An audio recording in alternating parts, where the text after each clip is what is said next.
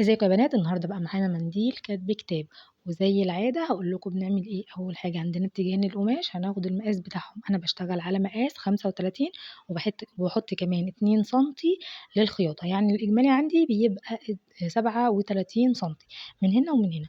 بعد ما برسم عشان اتاكد ان الموضوع عندي مظبوط وان القماش قد بعضه، بروح جايه تانياه على بعضه كده زي المثلث. تمام، بجيب الطرف ده احطه على النهايه، وبعمل حساب ان الجزء ده انا بشيله بالمقص. تمام، الجزء اللي هو في بداية القماش ده انا كده كده بشيله بالمقص. لقيت ان الدنيا تمام كده، انا خلاص خلصت يعني كده المقاس بتاعه مظبوط، وان شاء الله يكون تمام مفيهوش اي عوجة او حاجة. انا محتاجة ان انا ارسم دايرة. جبت طبق، اي طبق عندك بالمقاس اللي انت يعني ايه محتاجاه. تمام، وهرسم عليه دايرة عادية. المنديل عبارة عن دايرتين داخلين في بعض. تمام، فأنا هارسم أول دايرة عادي، مش مثلا هوديها في جنب أو حاجة، لأ أنا هارسمها في نص المنديل عادي، مش هوديها كده أو كده.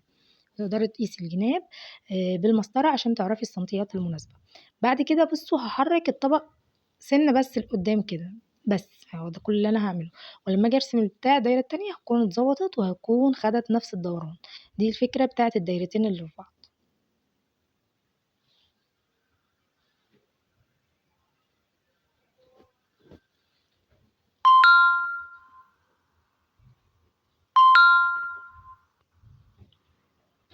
شايفين بعد ما خدت دايرتين ما شاء الله حلوين، لا طالعين ولا نازلين قوي، والدواير مظبوطه. القفلتين دولت هنحط فيهم ورد صناعي. تمام، اللي هو البلاستيك اللي هو بيكون لونه ابيض، والجزء دوت هيتطرز بغرزه الباك. وهحط بقى في النص عندي جمله، وعندي كمان اسمين وعندي تاريخين. عندي الآية. هابدأ إن أنا بقى إيه أضبطها. قبل ما تحطي أي رسم تأكدي من الخطوط بتاعتك، لأن الخطوط دي لو مش مظبوطة ولو فيها سنة عوجة الموضوع بيطلع رخم جدا وبيبقى باين قوي. فانت اتاكدي منها. يعني انا عندي الخط الاولاني كان فيه عوجه، ولما راجعت عليه لقيت انه لا، انا كان المفروض ان انا انزل بالمسطره شويه. بتتأكدي من الخطوط اللي تحت، يعني شوفي الخط ده ماشي مع ده، في في حاجة طالعة في حاجة داخلة بالمسطرة برضو عايزة تقيسي تمام، مش هتبقى فيها مشكلة. أنا كده اتأكدت من المقاسات بتاعتي، وهبدأ إن أنا أحط الديزاين نفسه. الآية عاملاها بخط رفيع، المفروض إن هي تتكتب بخط رفيع. وعندي الاسمين وزي ما قلت لكم التاريخين. هابدأ إن أنا أقسّم معاكم الأسماء وأقول لكم يعني طريقة التقسيم بتاعتها. زي ما انتم شايفين أنا هنا اشتغلت على الغرزة باك.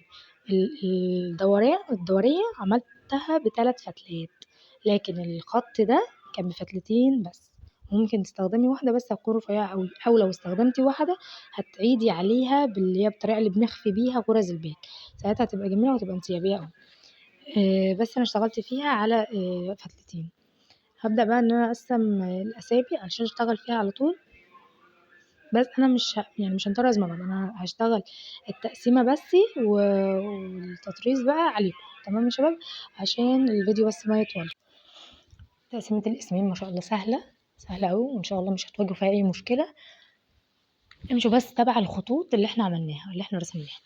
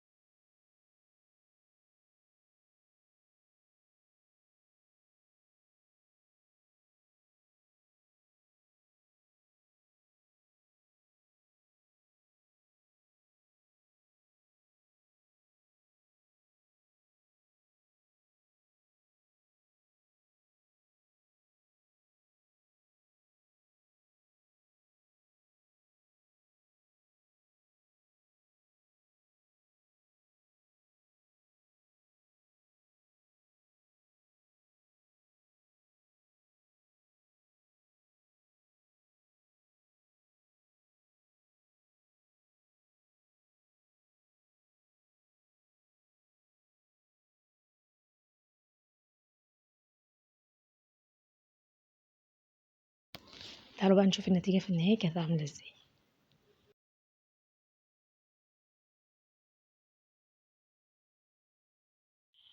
اللهم بارك، طلع جميل جدا جدا وعجب صاحبته قوي، ودي كانت حاجة مفرحوني. اكتبوا لي رأيكم في التعليقات وقولوا لي لو في تصاميم تانية حابين انكم تعرفوا بتتعمل ازاي.